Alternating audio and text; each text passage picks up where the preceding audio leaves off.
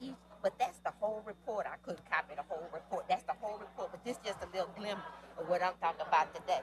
Okay. Do I need to get to them now? Or what? No, we'll answer that. Yeah.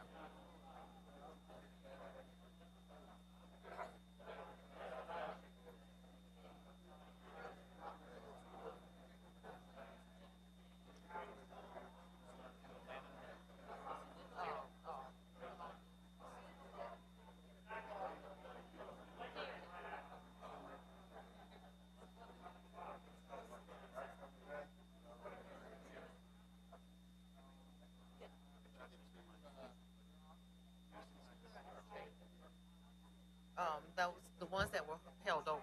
Uh huh.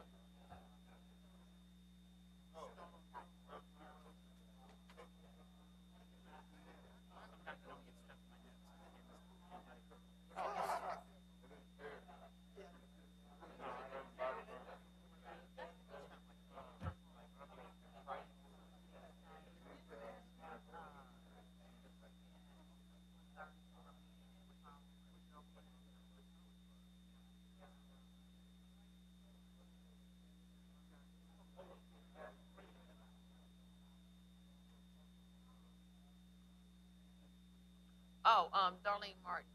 Send him Darlene Martin.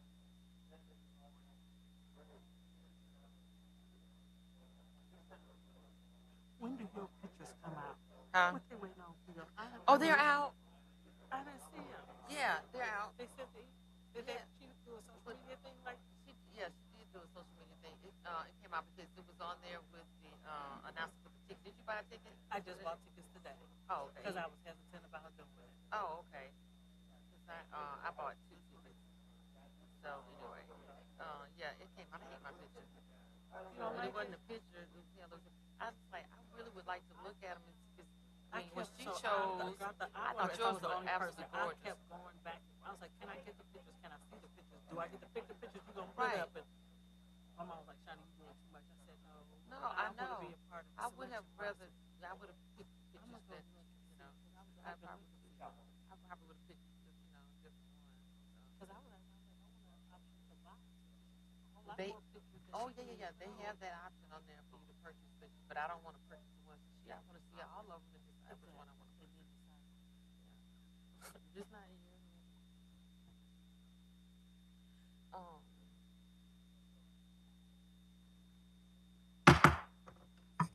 This is the regular meeting of the Mobile City Council, Tuesday, March the 14th. Please stand for our invocation led by Elder Holly and remain standing for the Pledge of Allegiance. Elder DeLacy Holly. Praise the Lord, everyone. Father, we just come here today, God, in the unity of the faith today on behalf of the city of Mobile, Alabama. Father, we ask that you move mightily over the hearts and the minds of your people here today, God. God, that you will root out, pluck out anything that is not like you in this meeting today, God. God, we ask you to touch the mayor of this city, the chief, and everyone that in their respectful places today, God. God, we don't want to leave out anyone, even those that are in the audience today, God. We want to pray for our city. We want to continue to lift up the youth that we're having problems and situations with in this city, God. God, we're asking you to have your way so decisions will be made upon this meeting today, God, that everyone can come to the unity of the ideals that we need to make this city a better place for all of us to live in a safety environment. In the mighty name of Jesus, we asking of you today, God. In Jesus' name we pray. Amen.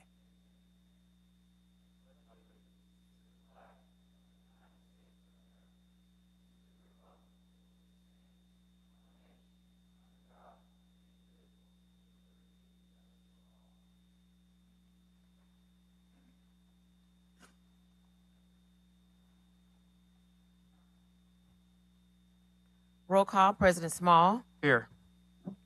Vice President Gregory. Here. Councilmember Penn. Here. Councilmember Carroll. Councilmember Reynolds. Here. Councilmember Daves. Here. Councilmember Jones. Statement of rules. And good morning, everyone. Good morning. It's good to see everybody this morning. Welcome to our meeting. At this meeting, we do have rules. At this time, I ask if anyone has any type of electronic device, including cell phones, please at this time put on the off or the vibrated position, the off or the vibrated position. Any person desiring to address the council must sign in indicating the resolution, the ordinance, appeal, or public hearing agenda item before entering the meeting. When addressing the council, the speaker must state his or her name and address. Any person desiring to speak to the council on a non-agenda item must sign in to the city clerk office no later than 2:00 p.m. the Thursday prior to that council meeting. The subject that he or she wishes to express must be identified and pertain to the city of Mobile business. Any person who has not given proper notice to the city clerk office and wishes to speak on a non-agenda item will not be allowed to address this council. Each speaker is allowed 3 minutes to address the council. A bell will sound to indicate the end of 2 minutes. 1 minute remains for summarizing. The second bell indicates that your time has expired. When addressing the council, there would be no personal address to any individual council members. All statements are to be made to the chair, who will recognize any council member who wishes to respond. To maintain decorum, there will be no undue applause or public outcry allowed. Madam City Clerk. Approval of minutes of March 7th. So moved. Second. Been properly moved and second. Any discussion? All in favor? Aye. All opposed? Minutes approved. Communications from the mayor. Good morning. It's good to see everyone here this morning. I have just several announcements. One of the first is to announce that our capital improvement plan, which we refer to as the CIP, our sidewalk improvements, which includes also the American with Disabilities Act's changes that we have to make. But that contract has been let, it's been approved, and construction will start this week. And there'll actually be sidewalks being repaired all over the city, and we will be spending $1.9 million repairing those sidewalks. You can look in our 5-year plan, and it's a pretty good guide as to which sidewalks we plan to be repairing. So we're real excited to see that happening, and I know those who have broken sidewalks, you will be excited also. Tonight, the Parks Department will launch a series of community engagement events in which in each of the 7 Mobile City Council districts, this type of direct engagement where our parks personnel go into each city council district will help the citizens give their input to help us, help guide us with the activities and offerings that will be delivered into your neighborhood parks. The first event is in District 4. It'll be at Covenant Academy, and it's from 6 to 7:30 this evening. So we hope that you, if you live in District 4, that you will be there tonight from 6 to 7:30 at Covenant Academy. Also, today we have with us Miss Naja Hill. After tragically losing her 16-year-old son to gun violence, Miss Hill was inspired to act. Out of unimaginable grief and loss, Ms. Hill founded Mothers Involved Against Gun Violence. Mothers Involved Against Gun Violence is a support group with a twofold purpose: cope together through an unimaginable loss and to unite to prevent future acts of gun violence that would lead other mothers to mourning. At this time, I would ask Ms. Hill to please come to the podium and tell us about the upcoming event.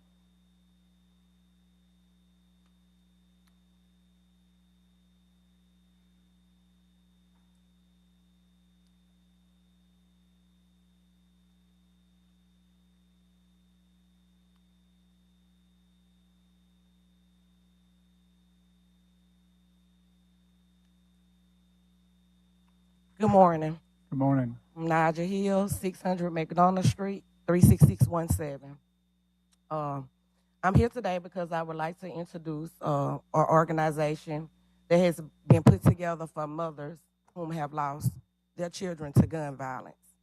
On September the 6th of 2021, I lost my son, whom was 16 years old. He was murdered and robbed. At that time, I felt like my world was upside down, and I wanted to create something for our city, for our communities, for mothers to be able to stand together in that purpose. You know, is one thing being into something that is just an organization where when you have an organization where other mothers feel the things that you feel, you all share the same loss. And so at this time, we have about 100 members. At least 80% of them have lost their children. We had our first meeting on February the 6th this year, and those mothers was able to speak about those losses. They were able to release trauma and being able to relate with each other. I do have a different strategy with this program. I also have a group of about 800 youth ranging from 16 to the age of 19 that are followers of my son whom I lost. And so we're hosting our first walk and rally.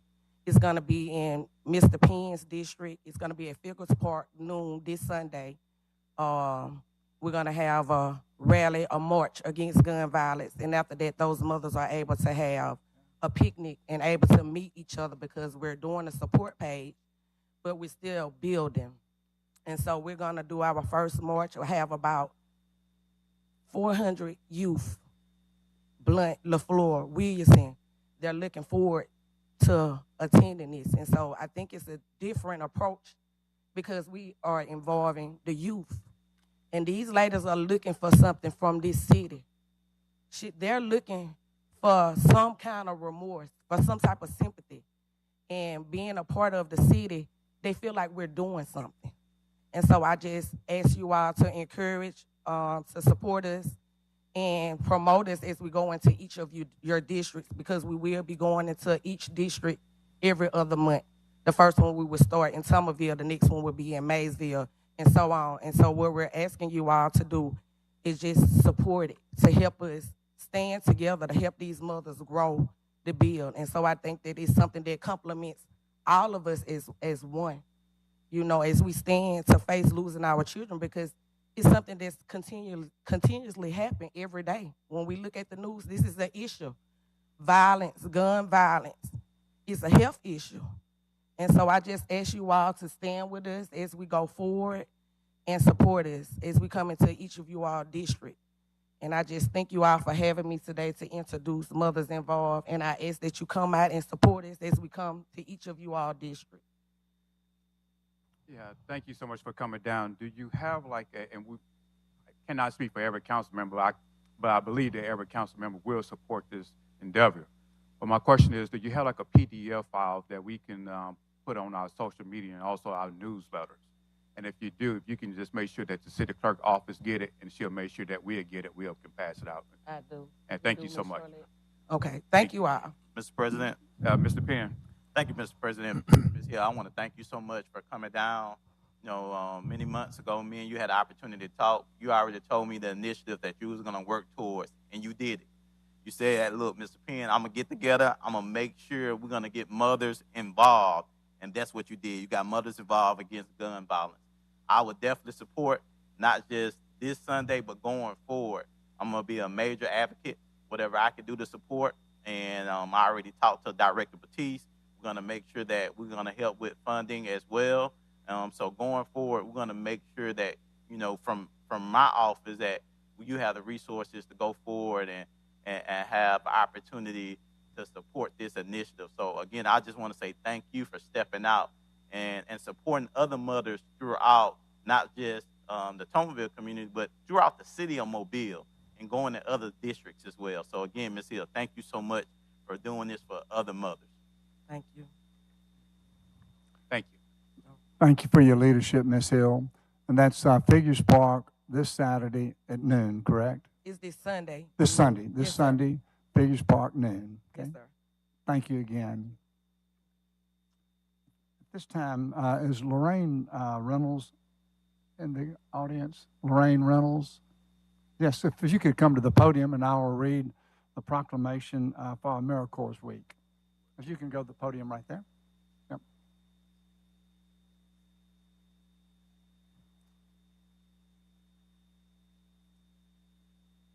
And so the proclamation reads, Whereas in Mobile, Alabama, nearly 600 AmeriCorps members and AmeriCorps senior volunteers of diverse ages and backgrounds help to meet local needs at nearly 100 locations in the city of Mobile by tutoring or mentoring children and youth, supporting veterans and military families, providing assistance and friendship to older adults to help keep seniors independent, restoring their environment, and responding to disasters.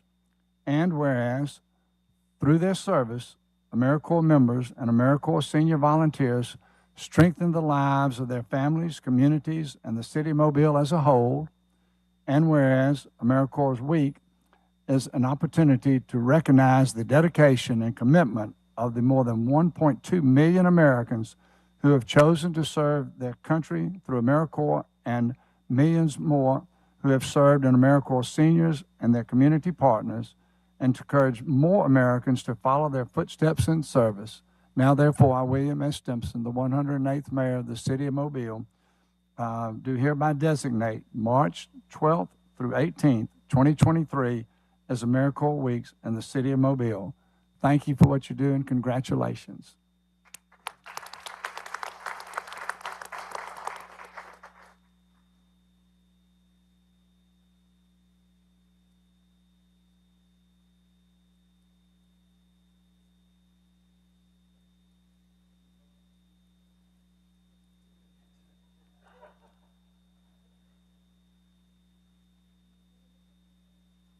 Yep.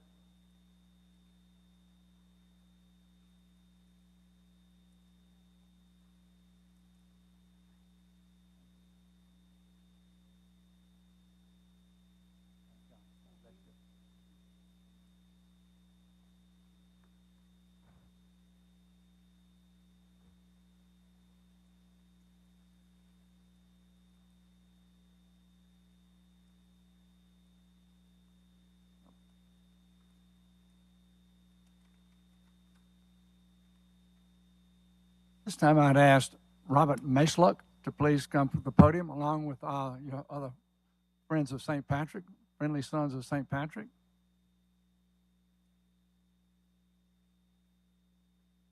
It must be that time of year again.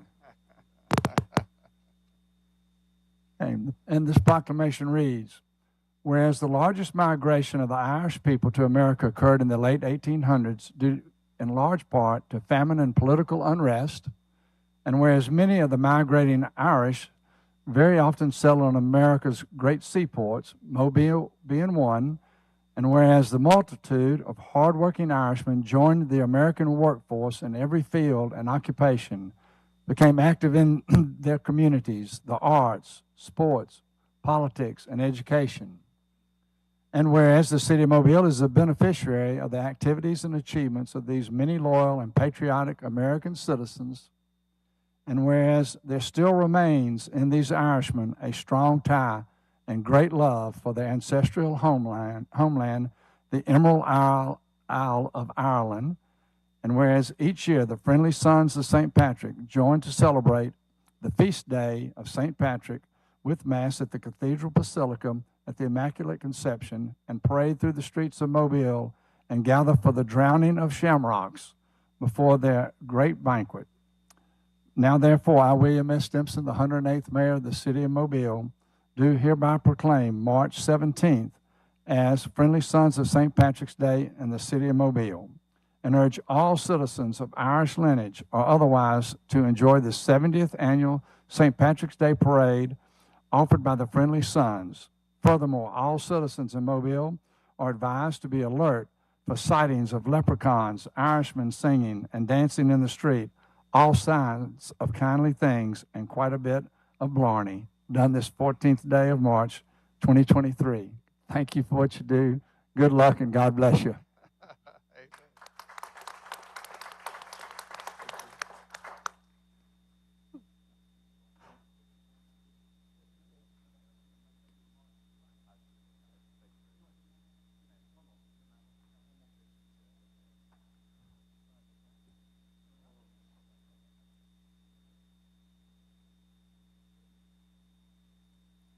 Mr. President, Yes, Mr. Jones. Yeah, I hear it a lot through the nation on St. Patty's Day. In Savannah, they turn the rivers green. Chicago, they turn the river green up there. So I'm waiting for y'all to turn the bay green.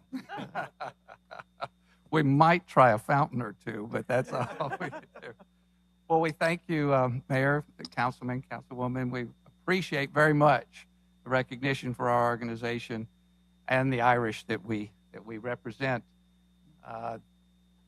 Friendly Sons of St. Patrick, as noted, is 70 years here in Mobile, this being our 70th. But our predecessor were the Hibernians, and they were in the late 1800s in Mobile and were parading. We know that it's going to be raining maybe on Friday, and so we are a rain or shine parade. Mobile can come out and see us. Thank you very much. Thank you. Thank you. Mr. President, Mr. Carroll. request the administration. We may not be able to turn the bay green, but I think the lights at Spanish Plaza change color. We may be able to change the fountain water at Spanish Plaza green. Maybe a good idea. We'll see. Thank you. The last bit of business that I have is calling on Shonda Smith to recognize the Public Works Employees of the Month.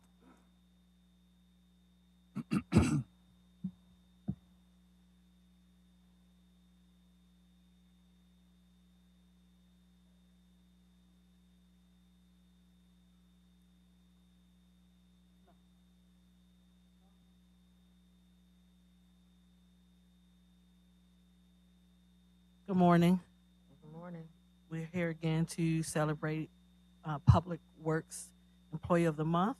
We do one for 3 different divisions. Isn't that on? You hear me? We do for 3 divisions for Public Works at Large, Parks and Recreation, and for Public Services. Our first one will be Logan Anderson, who's being presented by Shayla Biko.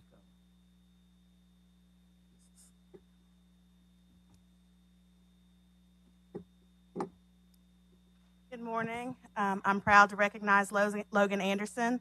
Logan was hired with the City of Mobile as a zoning technician in 2013 and was later promoted to Planner 1 after the completion of his master's degree. After a brief departure, Logan returned back to the city in 2020 as principal planner. Logan's experience and attitude makes him a valued employee and coworker. Logan is professional, positive, and a clear communicator.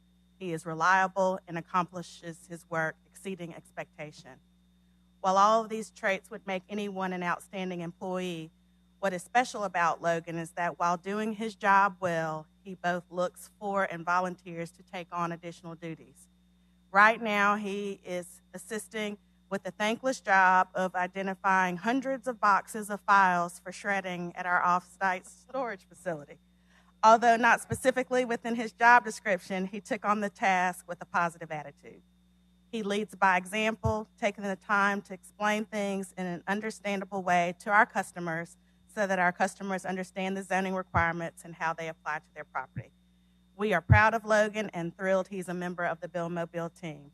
Please join me in congratulating Logan on his accomplishments and recognizing him as Public Works at Large Employee of the Month.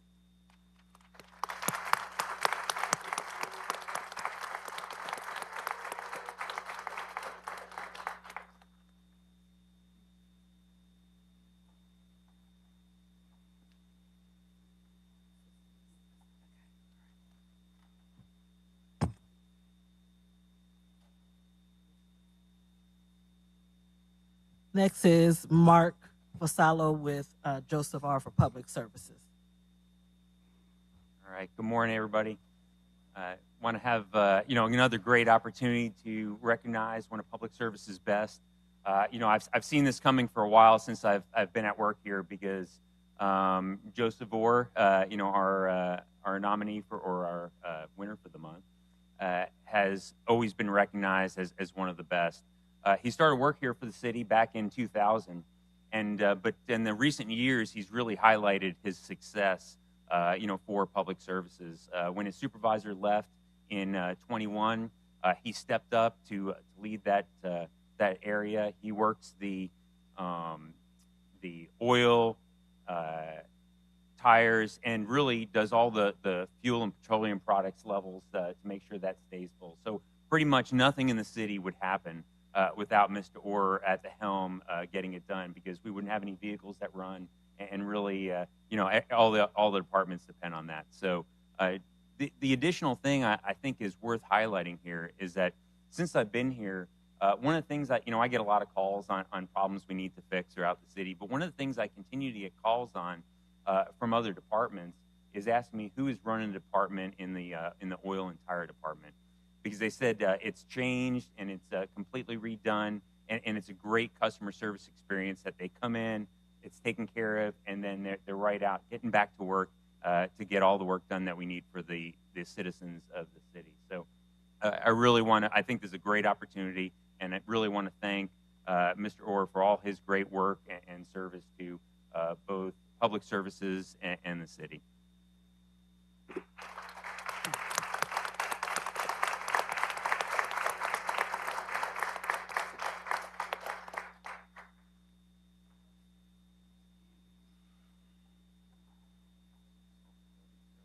Just want to say thank y'all, for believing in me, give me an opportunity to do what I do for the city. I hope we keep going forward with it. Thank you. Yeah, thank you.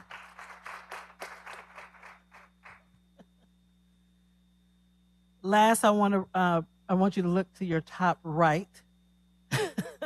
Miss Rhonda McDaniel, she's not able to come down. She had knee surgery, so we're going to greet her from up there. But Miss Rhonda McDaniel is representing Parks and Recreation. She was selected as Employee of the Month. She is our facility supervisor at our Hillsdale site. She's been with us for 24 years. She has excellent customer service. What I enjoy most is people say when you go in the community center, it's absolutely clean. She has expectations of the folks that come in there. If you ever get over there, me and Gina has talked to the seniors. They are very thankful for the programming and the services that they get there. In addition to that, though, Rhonda is always available. If you come to any of our events, we're probably not going forward right now for a minute. She is there. Any event that's happening in any other center that needs to be supported, she's the first person to volunteer to do that. And she's very creative with the ideas of wanting to be able to provide different services to the centers. So let's give Ms. Rhonda McDaniel a hand for being Employee of the Month.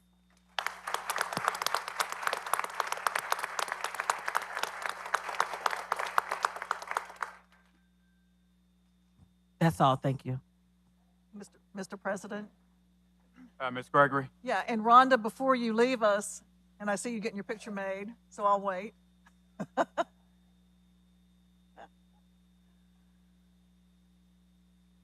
Mr. President, that concludes my remarks. But I just wanted to add something to what Shonda said about how wonderful Ms. McDaniel is. I visit the Hillsdale Recreation Center quite often, and things are great there. The seniors really appreciate everything you're doing, and so do I. So just keep up the great work, and we are very happy to be able to recognize you.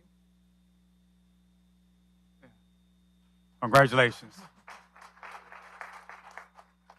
Madam Clerk. Adoption of the agenda. Second. Been properly moving second in the discussion. All in favor? Aye. All opposed? Agenda is adopted. Appeals. I'll take the first appeal separately. We have a request for waive the noise ordinance April the 8th through the 9th on Palliser Place West.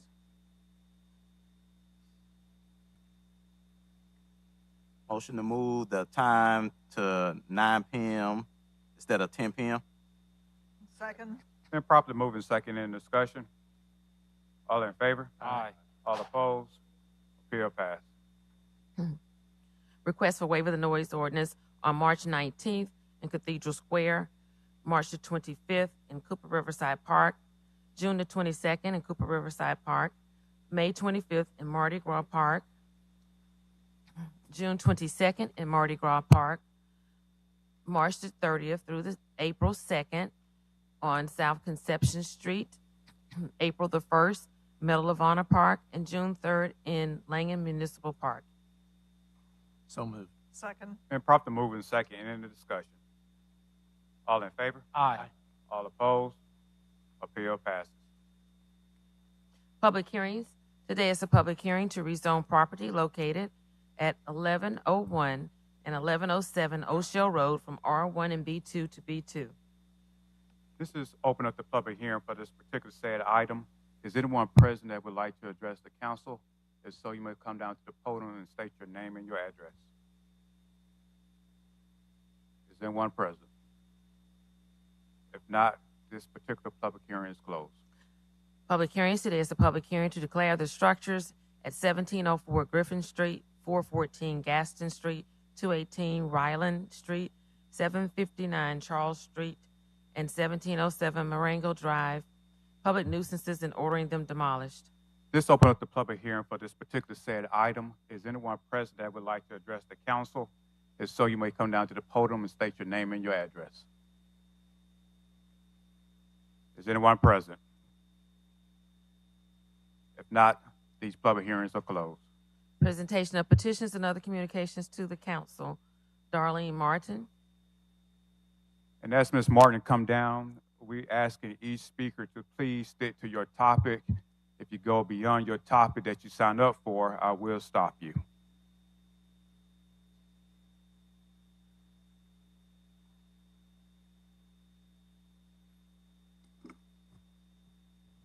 Good morning. My name is Darlene Martin, and I live at 2411 Cross Street in the Africatown community. Thank you for this opportunity. I am here to raise awareness regarding the potential impact of environmental hazards that may result if there is a train derailment in our community, similar to what has occurred in Ohio, Nebraska, West Virginia, and Upper Alabama. There is approximately 1,000 train derailments each year.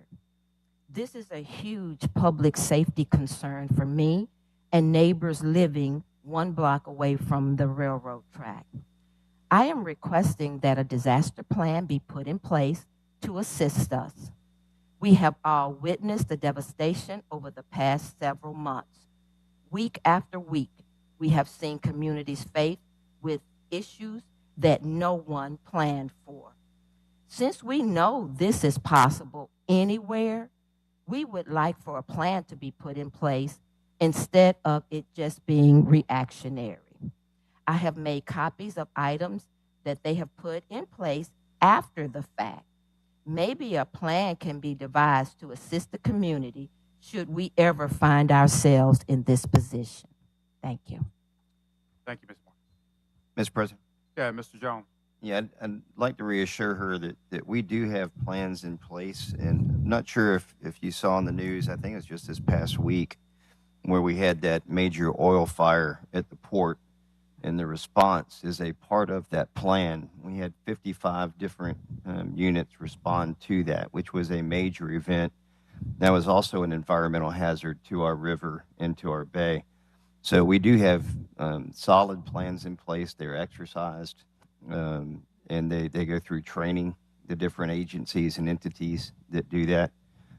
So I appreciate your concern. I think you're spot on, especially with as we continue to grow this port and all the things that happen with that and the expansion. So thanks for your concern, but I've asked the same questions, and we're all over that. So thank you. Thank you, Ms. Martin. Thank you. Mr. President, Mr. I'd Mayor. like to comment on that. About 2 weeks ago, I was in the Africatown community attending an ALDOT meeting regarding the bridge, and this issue came up. And after leaving that meeting, I reached out to Mike Evans, head of the EMA, and we do have an emergency spill plan in place. They will come to Africatown the next time that the ALDOT has a bridge meeting, and they will bring with them Charlie McNichol, who's head of the 911 call center. So in the 911 call center, if there is a spill or derailment in the Africatown area, they can geofence, and anybody that has a geofence the phone calls, and anybody that's in that area, they can tell them it's time to evacuate or whatever the emergency procedures need to be done. So they will both come to Africatown and explain what those plans are the next time there's an ALDOT meeting. Thank you. Thank you, Ms. Martin. Ryan McMillan.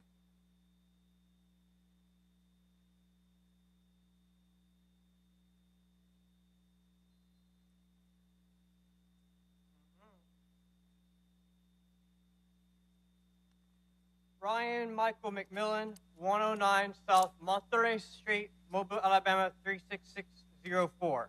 All right, abuse of power, which is more than one word. It happens to be three. Abuse, use as something to a bad effect or to a bad purpose, or misuse. Of, expressing the relationship between a part and a whole. And to finish that sentence with the noun, power, the ability to do something or act in a particular way, especially as a faculty or quality. And so, with city employees and anybody thereof, which would include all public works, police officers, sanitation, elected officials, courthouse, municipalities, etc. All right, so last meeting, y'all did exactly what you said you would do, and after me and my boyfriend spoke, and we're there, 5 police officers from here threw us right out the door, literally pushed me about 6 feet in the air, which is exactly what you said on your pre-council meeting, that you would have us escorted out and trespassed for the day. So that's right there. That was the follow-through is what you said. So this morning, you were a little less specific. So after last week, when Turk Schlesinger was mentioned, and I believe that the 310th board, which was approved by y'all, right? And y'all wanted to have him remove the CEO, so we went directly to the Department of Mental Health in Montgomery and had a nice long talk with them directly after the meeting. And then the next following day, we had a meeting with we went into the State House and listened to what they had to say as well, and how they were spending this stuff. And then yesterday, I was at the Daphne City Council, where I learned that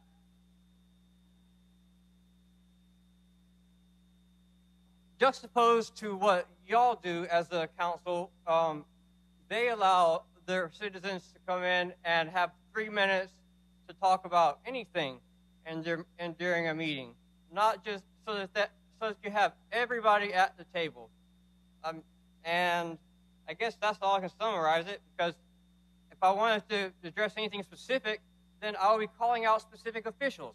Whereas if I'm coming here, it's recorded, and the ones who are knowledgeable about it, well, things that happened, they already know, and they can hear, and they know what needs to be done. They know what powers were abused. Thank you. Thomas Mitchell.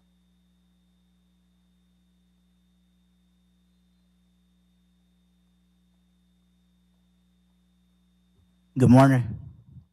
Michael. Good morning. Today I will be speaking on abuse of power. Oh, my bad. My address is 109 South Monterey Street, Montereyst.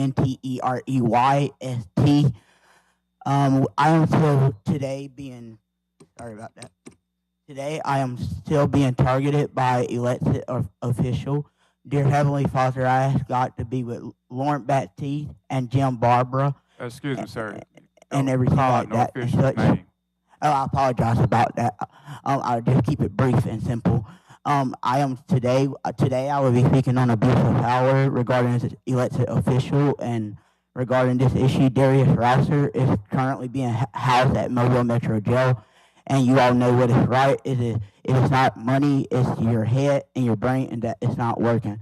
I've been advised by my lawyer not to comment on anything regarding the city of Mobile and you all behalf. So God bless you all, and thank you for yielding the floor. God bless you. Goodbye. Reverend Jim Flowers.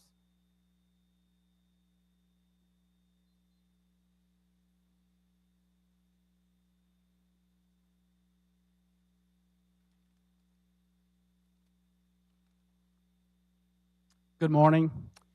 My name is Jim Flowers. I'm rector of All Saints Episcopal Church, 151 South Ann Street in Mobile.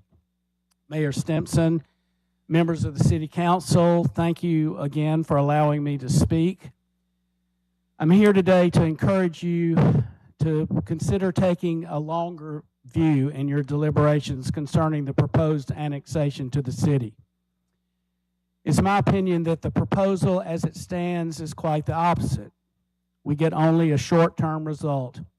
We increase our population, we get some bragging rights, we may get a grant, but then we add the major expense of services. Economically, I suspect that it will be close to a break even, and then nothing else changes. I think we can do better. Just a few months ago, this council made an historic decision to create 4 majority black voting districts that reflect the now black majority in our city, creating the possibility that the citizens of Mobile could elect a majority black city council. The annexation proposals preserve the integrity of these 4 districts, but dilute the at-large black voting majority. I fear that this action will undermine the hard-won progress that we've just made. That's troubling.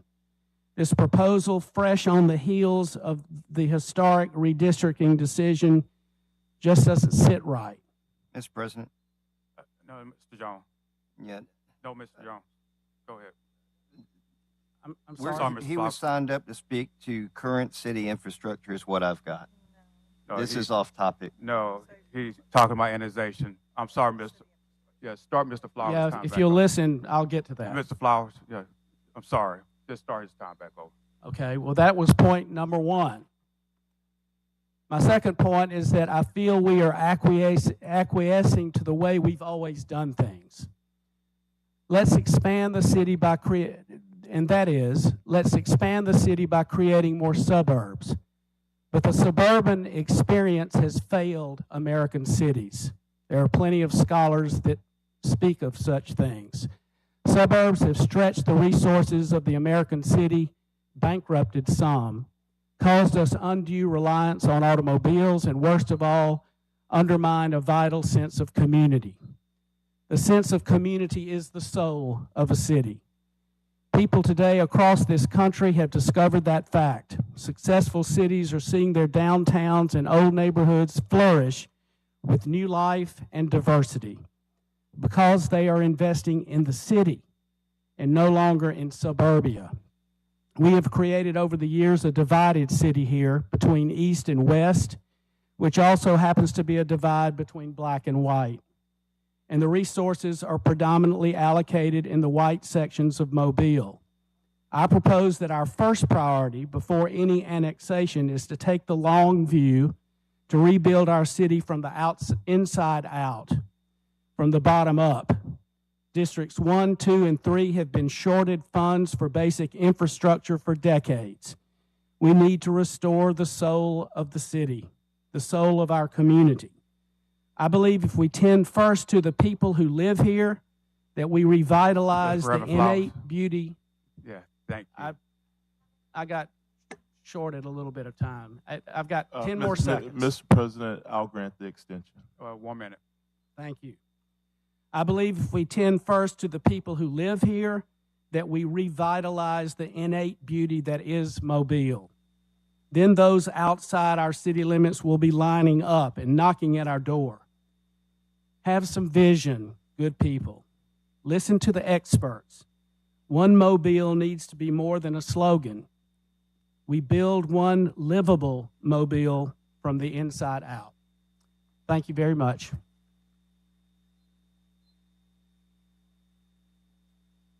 Reverend Bobby Brown.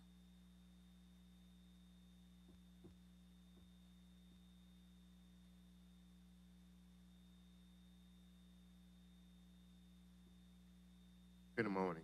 Morning. I'm Reverend Robert Bobby Brown. I reside at 3651 Winlock Court. Councilman Ben Reynolds is our council person. And I thank him for what he has done in the very recent past. And I'm here to speak on annexation. In 1814, the poor Francis Scott Key penned words to the Star-Spangled Banner. The following is a portion of those words that aren't sung very often. Oh, thus be it ever when freemen shall stand between their loved home and their war desolation.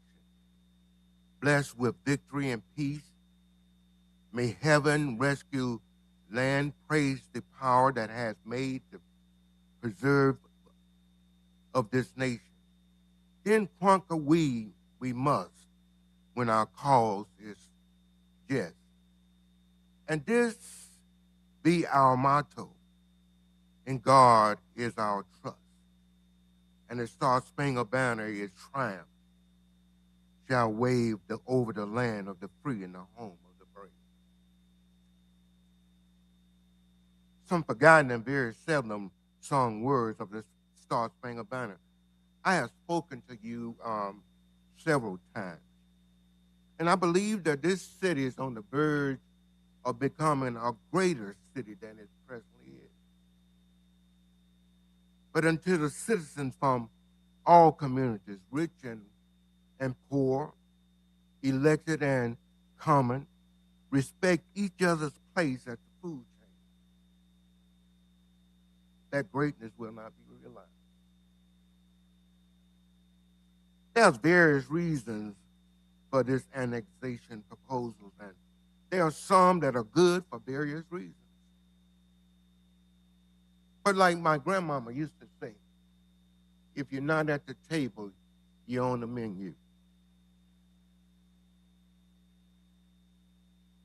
I pray every night for this council and its leadership. I pray that you all understand the needs of the community. I pray that you respect everybody. But I ask you to do one thing. In your deliberation, have every community at the table so they'll know what is good for them, what is not so good. So when the vote is taken, they'll realize what is really on the menu and what it costs. Thank you for your time. Thank you. Mr. President.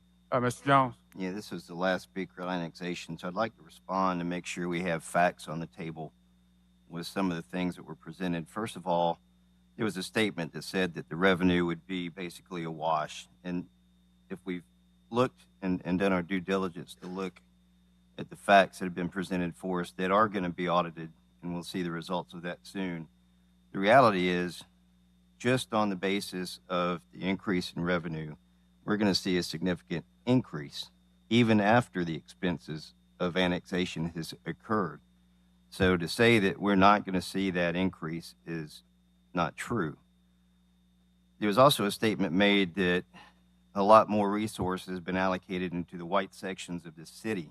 I would like to see that factually presented, since I have the district that most applies to. In the year and a half that I've been here, all of the financial data that I've seen is absolutely the opposite. Most of the funding that goes to this city comes downtown. Roads, infrastructure. The infrastructure out here in this area is very old. And I have no problem with investing the city's dollars into this area whatsoever, because it's needed more down here by virtue of the age and the type of infrastructure it is. So there's a lot more investment of our dollars in this area. And I would challenge anybody to put those facts on the table and look at that. And I can tell you the CIP funding is hundreds of millions of dollars to about 13 or 14 millions of dollars in my district. So the facts just don't bear that out. The last thing is, you say wait until people are lining up knocking on our door. And I would ask you, how did this proposal get to us? Because this was presented to us by the people in West Mobile who asked for this to happen. We didn't go seeking this. People wanted to come into our city. They want to be a positive aspect in our community and have a voice. So is exactly what is occurring today. The idea that suburbs don't work, that doesn't hold true in Mobile, Alabama, because there's a lot of growth in the suburb of West Mobile that has happened over the last 20 years, and it continues to happen. When you look at the growth in our area, it's growing in the suburbs. Look at Saraland. Look at West Mobile. Look at Theodore. Look at Sims. That's where the growth is happening in Mobile, Alabama. Thank you, Mr. President. Mr. Carroll. First, let me thank, I guess, the two speakers today on annexation. And let me get this where I can be heard. I'm going to say this again. I'm going to vote for some type of annexation. Let's be clear. I'm not going to go backwards on that. I've said that quite a few times now. What the annexation attempt or looks like, we still don't know yet. We're working through a process. The PFM study is expected on 24 March. We'll have more information then in detail based on questions that the council has asked and both the administration and responses from PFM on additional information that they would like to see. But growth, again, is essential to this city and to its revenue growth and streams in the future. Suburbs, really, you know, we have a suburbia, but we don't have suburbs in the aforementioned as the patterns in different cities like Houston, Philadelphia, Dallas. We don't work like that here. Let's look at a city like Huntsville. Huntsville is growing by leaps and bounds. It is acquiring the suburbs and small towns around it because the growth in those areas is so large that even the small towns can't keep up with it and need a structured city to support that growth now. It's projected now that 500 people a month are moving to Huntsville. It's also projected by 2030 that Huntsville will have 350,000 people in it. Their simple goal is to be the best city in the state of Alabama, which is my goal for the city of Mobile, to be the best city in the state of Alabama. We keep saying, the other thing that we keep saying is that annexation is diluting the black voting age majority. Yes, we may lose a point or two out there. Growth is hard. It's difficult. If we're going to grow, we don't know what we're going to get. We don't know if all of these areas are going to come in. So let's just be honest with ourselves. I know that possibility of the voting age may shrink. But I also know that this city needs additional revenue sources and it needs the way to grow for the future. You don't tell your child you can't have a glass of milk because we don't want you to grow. You don't dare do that. You don't dare tell your teenager that you don't expand your horizons and develop other areas because we don't want you to grow. You don't dare do that because doing that limits the resources and the aptitude that child may have. Look at the city like that. Do we want to limit our opportunities? I don't think we want to do that. I think we all want the best for everybody in this city. It's paramount to me and to us that when moving forward on this annexation attempt that it's right done right and we carry everybody with us, that no one is left out, that every neighborhood, individual, ethnic background is a part of the process. I expect that to happen, and I expect to see that happen. I also expect, and you will see and hear soon, everybody keeps talking about growth from within. Well, you will see very soon a plan that shows growth from within as well as from without. You'll see a plan that shows development of affordable housing and infrastructure improvements in a neighborhood that hasn't seen it. So you will see both. You will see both. The overall goal, as I said, for me as a councilman, is to have District 2 be the best district in the city of Mobile, but at the same time, have Mobile be the best city in the state of Alabama. And when we do that, people are going to come anyway because we're simply the best. Thank you. Madam Clerk. Mr. President, Mr. Reynolds. I just want to make one comment. Might be unnecessary. I just did some quick math here, though, just to address Reverend Flowers' singular comment regarding money that's been spent. I came up with, since 2016, about $150 million has been spent in just capital projects in 1, 2, and 3, districts 1, 2, and 3, predominantly east of I-65, and then about $60 million in 4 through 7, 4, 5, 6, and 7. So just wanted to correct the record on that. Mr. President, Mr. Carroll. Let's keep that even. Even though you see those large numbers in 1, 2, and 3, that can be skewed a little bit too, because of the fact that most of the city buildings are in District 2. I mean, District 2 has a huge expenditure in infrastructure and things like that because city facilities are here. I think the statement was based and directed on neighborhoods that have been underserved for a very long time. And I think that we or they or everyone wants to see those neighborhoods served in a way that real growth and real revitalization is going to happen in those neighborhoods without losing them, and also without losing the integrity of those neighborhoods. That is what groups in District 2 want to be assured of, that we aren't going to unintentionally wipe that opportunity out. I mean, it's been the only basis of residential infrastructure that we've had. You know, the only place that we're allowed to live for a long time was Fisher's, which is now the bottom, and then the campground. So we want that protected. Even I want that protected. Even I'm going to see that that is protected. But I think, Ben, when you make the statement, that is correct, but you also have to realize that a lot of those expenditures are on city facilities in District 2, because we have just about every one of them that are here. Mr. President. Mr. Jones. Yeah, well, I agree with a lot of that statement. I don't agree that the neighborhoods are getting slighted when you look at that on a neighborhood to neighborhood basis. That's not true. Every one of us get $3 million to put into our neighborhoods per year. That's equal across the board. Then you look at what's next, and that's infrastructure. The infrastructure dollars required downtown, where we have the older, outdated infrastructure, is a requirement on top of the buildings, and that's why we have so much funding. Look at Broad Street. I mean, that's multi-millions of dollars over the course of years, and that's because that infrastructure was absolutely failing. I do not have that problem in District 6. I have much newer, some of it's 50 years old, but it's still much better than we have downtown. And I also have elevation, which we don't have down here.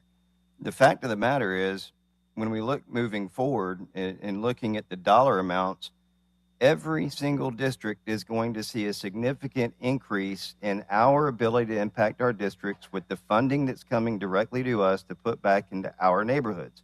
So every district is going to be positively impacted with annexation. There's not going to be any one district that receives any less than any other district. And I would tell you the funding still coming to 1, 2, and 3 are going to be significantly higher because the annexed areas are much newer and don't require the input of dollars and resources that is still going to be required in 1, 2, and 3 based on the history and the age of the infrastructure that exists down here. Thank you. Again, Mr. President, I'm going to give that a 50-50 because what we know, and I'm not trying to slight you, but you've been here maybe 2 years now. No, that's not what I'm about to tell you. When I was on the council the first time in 2005 on Hercules Street, there was a pothole that sat there for 2.5 years, no matter how long that we asked for it to get fixed. There's still a brownfield, or it may even be a Superfund site now at the Hickory Street landfill that's still there. It's been there, 30 years. There's still a big rail disaster, or I shouldn't say disaster, problem at Michigan Avenue and Tennessee Street that has now been there 6 years. I could go on and on and on and on about things that they see in our community that they are saying have been underserved and still should be corrected. We finally did in 2012, Windmill Creek and the tar pit, and those of you who lived here forever will know what the tar pit is at the corner of MLK and Beauregard Street. We finally, after almost 100 years, decided to clean up that site. All of those issues are in communities that did not get served to clean those things up. We wouldn't have left the tar pit or something that had a higher level of carcinogens in the ground out in the western side of the city. We wouldn't have done that. And that's the things that they are referring to. We wouldn't have left the pothole the size of a car on Hercules Street in the western part of the city at that time. Those are the things that they are referring to and remembering when they say underserved. So things have changed a lot in the last 2 administrations. You know, I read an article once that said we had $200 or $350 million in infrastructure needs that needed to be addressed. We're addressing those now. And we've addressed some of the larger ones, and we're still trying to address some of the even larger ones as we go along. But we can't get them all immediately because we just don't have $250 million of excess revenue to spend. Most of you know that the city budget every year is only about $3 million. So what are we going to do? Stop everything else that we're doing and fix everything that we have immediately? That just doesn't equate. But the overall goal is to get those things done. The overall goal in these next years is to show improvement and to start doing the things that it takes to revitalize those areas. Trust me, it's coming. It's coming from within and from without, no matter what the size of the annexation looks like. Council, 2 citizens signed up for annexation. It's not on our agenda. It's coming up in a couple of weeks, Madam Clerk. Just planting the Reggie seeds, Hill. Mr. President. Mr. President, before Reggie comes to the mic, Reggie, let me again offer my condolences to you and your family on the passing of your mother. She was a good friend.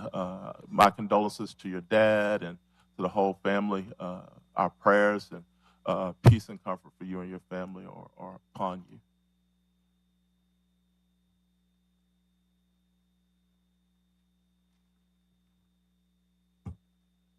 Thank you, Madam City Clerk. And as I begin, I do want to thank all of those who have offered sentiments of encouragement during the time of my mother's spiritual ascension.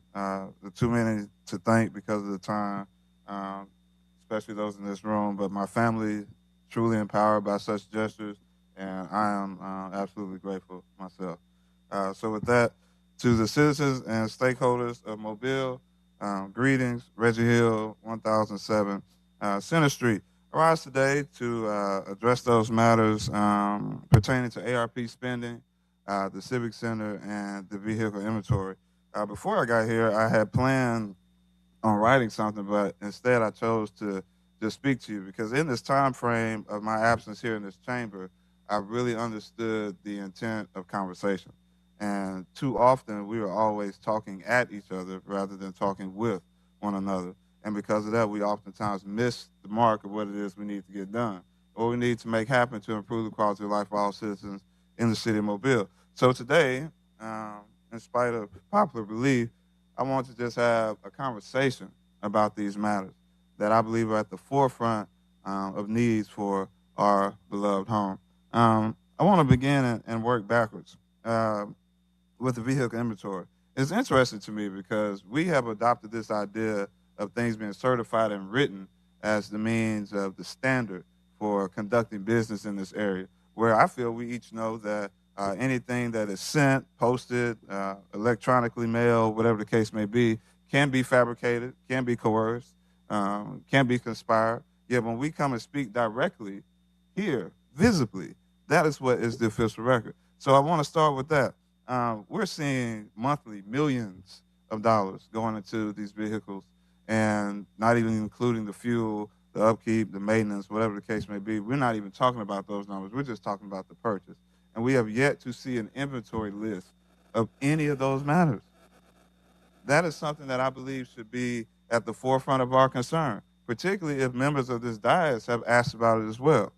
We don't have time to go into the detail, but we can move on from that. Let's look at the Civic Center. I think God Almighty, I think God Almighty has given us chance after chance after chance after chance after chance to regroup this matter. There's nothing against the people who put forth all these plans, because there was a beautiful plan that was put forth that I thought we were going to go along with, and then it became something else totally different. Whereas we can look at the history of Mobile for decades. We talk about the top 100 Billboard artists. The top 10 each of those years were here at that center. Everything that's going on at the convention center at some point or right now could take place at the Civic Center. I think we need to reevaluate how we're moving forward, and we're giving chance after chance after chance after chance to do that. Make that the entertainment value that we need so that we can get the resources of these things that people are complaining about not being taken care of. With the time that is left, let's discuss the ARP. There are about $26 million. $26 million that have not been allocated for. Yet we are in a housing crisis. We're in a public safety crisis. We don't have enough resources to go to the performance contracts. We are not evaluating things that I believe are beneficial to us growing as a people. So this is the one time we get it right. We're saying we don't have money for this, but this is the one-time thing in which we need to improve the investments of our people. I know the time will not allow it. I will continue this in the coming days. Thank you for yielding the floor. Thank you, Mr. Hill. You have my condolences also. Madam Clerk. Ordinance is held over. Oh, I'm sorry. I still have people that signed in. Tim Manis regarding ordinance 01012.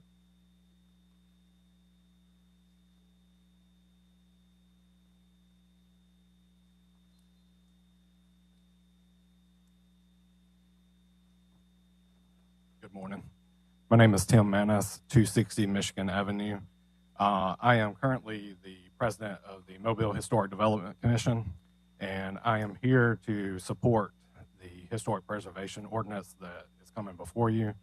I've been on the MHDC since 2014, and it's something that has been an issue ever since I've been on the commission, and it's something that I'm hoping that you will support and get taken care of. Thank you. All right. Thank you. Steve McNair regarding 01012.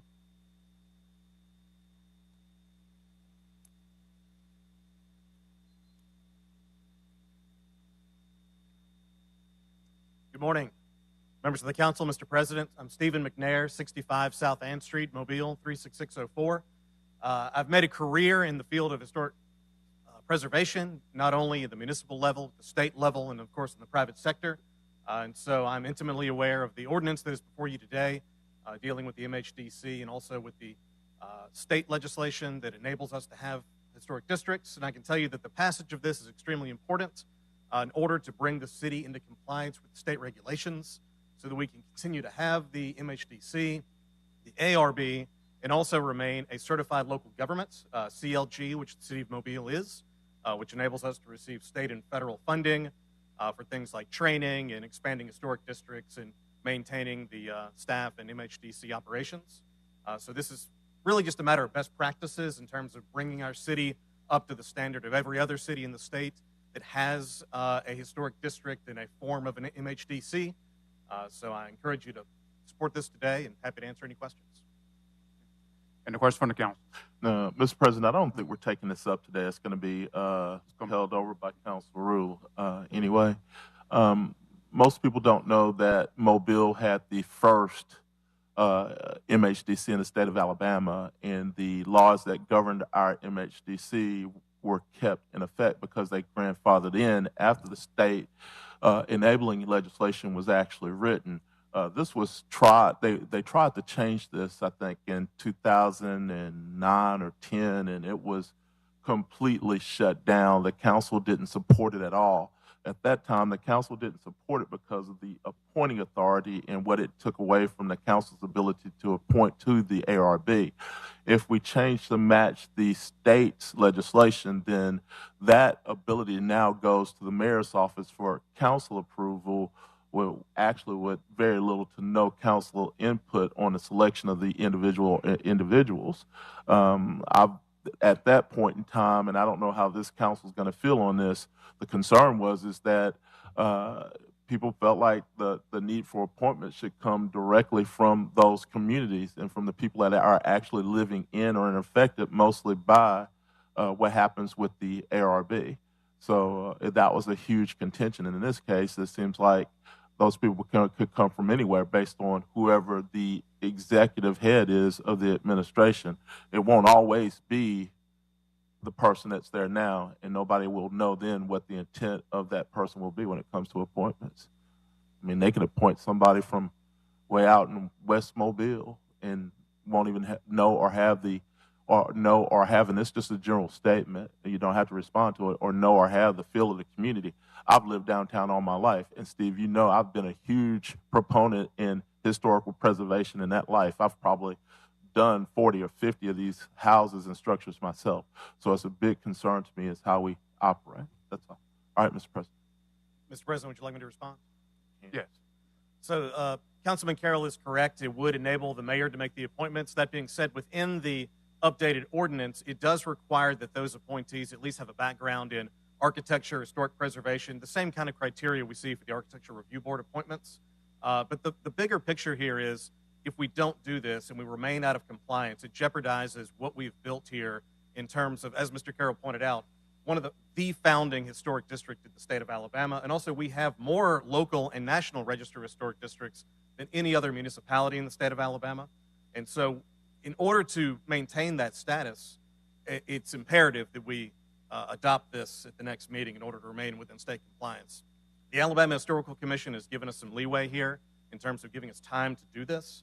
But they can revoke our status, and they can also revoke our status as a CLG, a certified local government. So these are very important things to consider. And in terms of the appointing process, that's something that's handled in terms of the enabling legislation at the state level. And so all municipalities follow that same criteria. All right. Mr. Carroll. One more thing, Mr. President. I want to remind the council that the historic districts, the bulk of them, reside in District 2 and in District 1. And with some heritage districts in District 3. So these areas, are of contention. And again, some of them that aren't even labeled as historic districts are some of the areas that we're talking about that have been underserved. So when it comes to having home rule here, it's very important. And the structure of this ordinance, I hope, will take every bit of that into consideration. Thank you, Mr. President. Thank you, Mr. McNair. Thank you very much. Okay. Madam Clerk. Bruce McGowan regarding 01012. Good morning. Bruce McGowan, 250 Laverne Street. I'm a partner at the Hand Air Knoll Law Firm. I've been assisting in-house city council for several months, along with representatives of the MHDC, in trying to finally get this ordinance back into compliance with state law. Alabama is not a home rule state. If there's a state statute that occupies the field, the city has to follow that, which is what the proposed ordinance attempts to do. There's a little nomenclature issue going on here. The mayor does not appoint anybody to either the MHDC or the Architectural Review Board under this ordinance. The mayor nominates persons for the commission, and this council approves or disapproves. ARB are nominated by the mayor, the council approves or disapproves. Right now, with the commission, there are 32 organizations who basically have the potential to self-appoint. The council gets 7 appointees. The Mobile County Commission gets appointees. So you have a potential of over 80 people who could be on the commission. With the ARB, the council has to approve nominees from a list submitted by the local Historic Preservation Society, which is a nonprofit Alabama corporations commission of 4 that are recommended by the Architect Commission here in town, and the last that are recommended by the MHDC. So the council, not having these appointments just thumb up or thumb down, they're given list. With the new ordinance, which complies with the state requirements of the 2002 Act, the mayor nominates, the council approves. The other major change to comply with the state statute is that the area in which appeals are taken are not to the city council. It's required by state law that those appeals from an adverse decision of the ARB go to Circuit Court of Mobile County. In terms of the history of this thing, the 1972 ordinance of the city was the last ordinance before the current 1989 ordinance was passed. That was when there was a three-commission city government with an honorary mayor that rotated around. So in 2002, when the city decides to amend the existing 1972 ordinance, 13 years before, the state statute was passed in 1989 that set forth all these requirements. But then those requirements were not met in the 2002 statute that the city passed. So what we're trying to do is correct that and get the state statute and city ordinance in sync so that there aren't any challenges based upon the fact that your current ordinance doesn't comply with the state statute. Thank you. Mr. Davis. Thank you, Mr. President. Mr. McGowan, I've got a couple of questions for you. I want to make sure. I can't hear you. I'm sorry. I said I have a couple of questions for you. And I just want to kind of get the chronology right. Okay. So in 1972 or something. 1972 was the last city ordinance governing historic development matters before the 2002 ordinance that you currently have. What was this in 1989? 1989 is when the Alabama statute was passed. Okay. So 1989, 13 years later, City Council passes a new ordinance that doesn't comply with the 1989 statute. So the 1972 ordinance was grandfathered. No, because the 1972 ordinance was so different than what you've got now. Back in those days, the city commission appointed the members of the commission, the Historic Development Commission, and the ARB.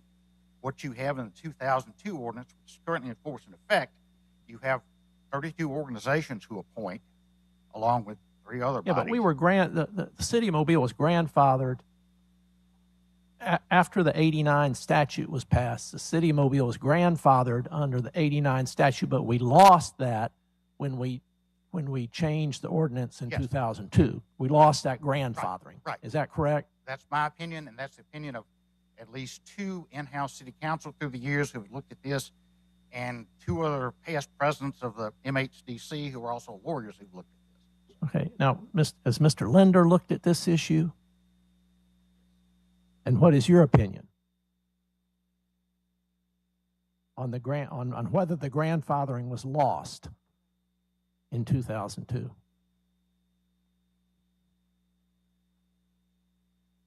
My opinion is that the 2002 ordinance made enough substantial changes to the 72 ordinance that there is at least a good argument that the grandfather clause no longer applies. Now, the council can act as it wishes, and there is a counter argument to be made that perhaps the grandfather clause, which, by the way, is located at Alabama Code Section 11-68-14, one could make the argument that that statute permanently grandfathers anything Mobile does, but I'm not convinced that that is accurate. But again, the council can do as it wishes.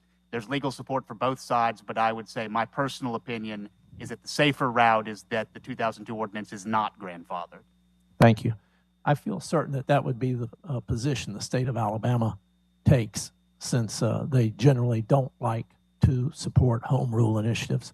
No, that would be somewhat akin to deciding that while the Zogby Act requires a majority, a supermajority, that council decides that it doesn't. So what are the consequences of being out of compliance with the state statute? The big picture issue is that at some point in time, you have the potential for challenge by a developer to an adverse ARB decision that has sufficient funds to cause them to look at this issue and then raise a challenge to the authority of the ARB and the MHTC. The other issues are that if you have a non-compliant local entity, then you are at risk of losing your ability and can lose your ability to access state funds through the State Historic Preservation Office and federal funds directly from the Fed agencies, as well as Fed funds that flow through to the SHPO. And you bring into question some of the activities, like there is a master development plan for historic properties that's in place already. If this ordinance passes, is the first thing that would be done would be to ratify and confirm that plan, so you don't have challenges based upon the lack of authority because the MHTC and the ARB were not duly constituted under state law. Okay. And to get to the composition of the MHDC and the ARB, is it correct that the way those members are currently appointed, named, is not in compliance with state law? That's correct.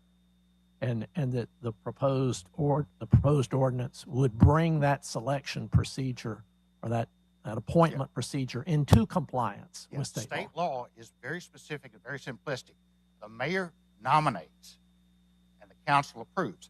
There's also criteria in the statute that nominees for the commission are lawyers, people with historic background experience, where they reside in a local historic district, and there's a requirement in the state statute for the commission that at least 5 of those be from local historic districts. On the ARB, there's similar criteria in terms of their professionalism and qualifications. Okay, thank you very much, Mr. McDaniel. Mr. President, being that we're in the middle of a committee meeting and council meeting on this ordinance, request that this be sent to committee for further conversation. Is it the will of this council for this to go to committee? If so, could we send this to administrative service, and could we get this set up before next Tuesday? That's fine, Mr. President, but I chair the Administrative Services Committee, and being that I might be viewed as biased on this because I love the MHDC and the ARB the way it is, I suggest somebody else chair this one. I'll be glad to take it. Yeah, let's send us the rules, and if we can get this set up before next Tuesday. Okay, Mr. President. All right, thank you. Thank you so much. I'm sorry, where are we going? We're going to a committee next We're going to go to committee meeting, and once Mr. Reynolds set a date, he will have released it to the clerk office, and the clerk will release it to the public. Bruce, for fear, I can't even remember your last name right now.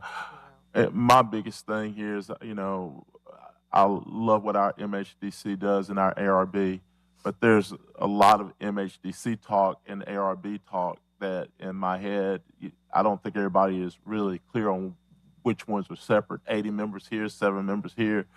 Those things need to be absolutely clear. And again, I hate to see the council lose the ability to have that phone call and say, hey, we have a position here for appointment, and it no longer reside within those council members who are appointing. So we can just talk through that and see how it works next week. I'll be glad to talk through, but your answer to that has to come from Montgomery. All right, thank you. Madam Clerk. Ordinance is held over. 640111, rezone property located at 1459 Martin Lamar Court from B2 and B3 to B3. So moved. Second. And properly moving second in discussion. All in favor? Aye. All opposed? Consent resolutions held over. 40029 and 40031, declaring the structures at 2411 Noble C. Beasley Avenue and 404 Denham Street public nuisances and ordering them demolished. Move to table both resolutions. Second. Second. And properly moving second in discussion. All in favor? Aye. All opposed? Resolutions held over. 09215, reallocate funds from capital project stormwater, miscellaneous bridge improvements, Alabama Municipal Trust Fund to capital project Pinto Pass Bridge Settlement, LDOT. Move to table. Second. Been properly moved in second. Any discussion? All in favor? Aye. All opposed? Items tabled. 01255, authorize agreement with ALDOT for Alabama Transportation Rehabilitation and Improvement Program Project. 08256, 257, approving purchase orders for fuel at various city locations, and to Insight Public Sector for case management software and training. 08258, approved purchase order to Stivers Ford for Ford 150 Super Crew pickup truck. 08259, approved purchase order to software vendor for annual renewal of security information and event management platform service. 08260, approved purchase order to Interface Americas for flooring replacement at Revenue Department. 08261, approved purchase order to Cone for elevator repairs at West Regional Library. 08262, approved purchase order to Mobile Area Water and Sewer System for meters and hookup fees for Langham Park restrooms. 21263, authorized contract with Rogers and Willard for improvements to 200 Government Street. 21264, authorized contract with Gorham Air Conditioning for HVAC maintenance and repairs at various city facilities. 265, authorized settlement agreement and release of claims.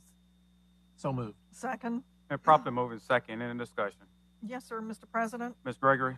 On 08262, which is the purchase order to Mobile Area Water and Sewer System for hookup fees and meters at Langham Park. This is for the ongoing project at Langham Park over by the old amphitheater that we are currently working on. This will be for the new restrooms that are sorely needed. So just wanted to let everybody know that that is what is coming out there. That's what's being worked on now, the renovation of the old amphitheater as well as building new restrooms.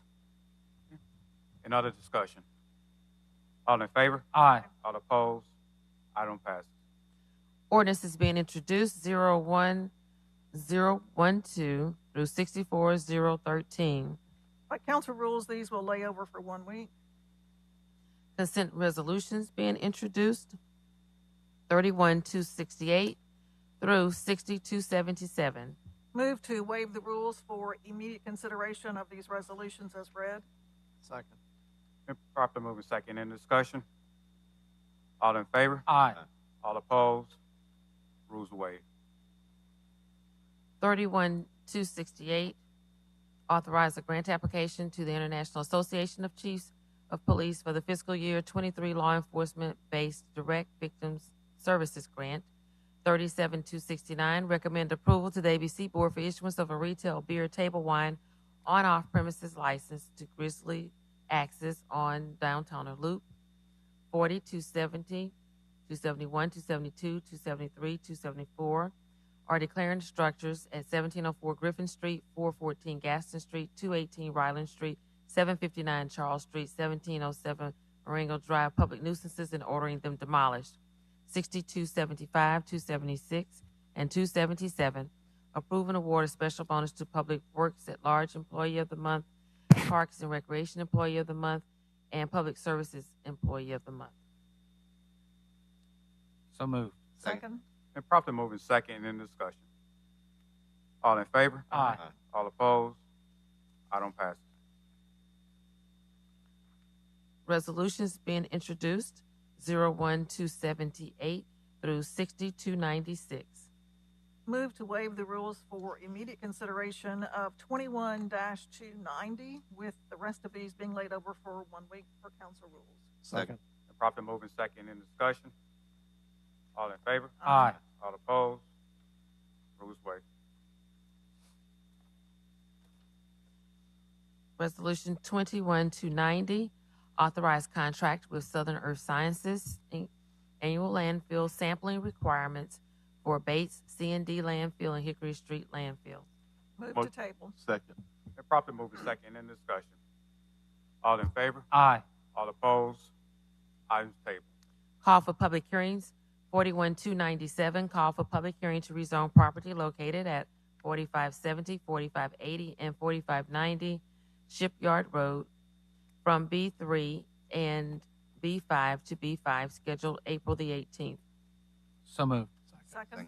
Been properly moving second in the discussion. All in favor? Aye. Aye. All opposed? Public hearing is called. Announcements. The Committee of the Whole will meet on Tuesday, March 21st, immediately following committee meeting. What's the Victory of Health? Oh, the Victory Health. I'm sorry. I The thought Victory there was- Health. Victory Health presentation. I thought that we had the Victory Health, and then we had a committee of the whole meeting. Yes. Right. Committee of the Whole will meet after Victory Health. And then the committee meeting on the Rules Committee next Tuesday also. And then the Rules Committee after that. Yeah. All right. All right. Next Tuesday. All right. District 4, Councilman Reynolds. Yes, sir. Thank you, Mr. President. The Rules Committee, as long as there's not substantial objection, will meet Tuesday morning at 8:30 a.m. to consider the ordinance of the that was introduced today. I don't know if that's enough time. 8:30 to 9 sounds like about 8. Would How about if- 7:30? Ooh, good. we 8 can, o'clock. we can move it to 8 o'clock if there's if that's what y'all want to do. I'm fine with that, Mr. President. 8 o'clock. 8 o'clock. 8 a.m. District 6, Councilman Jones. No announcement. District 2, Councilman Carroll. No announcement. District 1, Councilman Penn. District 5, Councilman Days. No announcements, sir. District 7, Vice President Gregory. Oh my goodness, I have to break the string of no announcements. Beginning tomorrow, Plantasia is underway at the Mobile Botanical Gardens. This will be Wednesday the 16th, where they have a preview party. Then following that, the 17th through the 18th this weekend will be the general plant sale, so come on out. This is a wonderful time to talk to a master gardener, someone who can help you select the correct plants and flowers and those sorts of things for your garden or for your flower beds. Again, it's the Mobile Botanical Gardens beginning tomorrow and then runs through Thursday and Friday. Also this weekend at the grounds will be the Chocolate Festival, the annual Chocolate Festival. This is the 13th year. It's a fundraiser for Penelope House. And Councilwoman Carroll will be joining me as we get to judge all these delectable chocolate treats. And it's a great opportunity to come on out and sample a lot of sweet treats and purchase some as well. And again, it's a fundraiser for the Penelope House. Thank you, Vice President Gregory. And to the citizens of District 3, please mark your calendars for a series of meetings and events. On April the 6th, we will be having a meeting at the Revelation Baptist Church. I had to change the meeting date so we can make sure that the postcards get out in time enough. But we will be talking about revitalizing and Oakdale and the Maysville communities.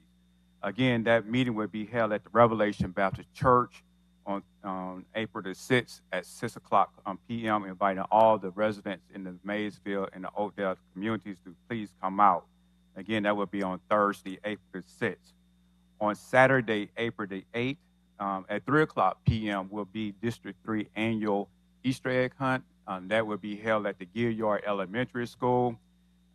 We are asking for volunteers and looking to have a great and fun day on that Saturday. Again, that will be Saturday, April the 8th at Gilliard Elementary School, located on Dolphin Island Parkway. And also on April the 20th, we will be having a community meeting for the South DIP area at the Riverside Baptist Church at 6 o'clock p.m. And we will be talking about the future of South DIP and the TIF. Again, we're inviting all the residents on the South DIP end to please come to this meeting on April the 20th at 6 o'clock p.m. at the Riverside Baptist Church. Is there anything from the administration? Okay. Motion to adjourn. Properly moving second in discussion. All in favor? Aye. All opposed? Meeting is adjourned.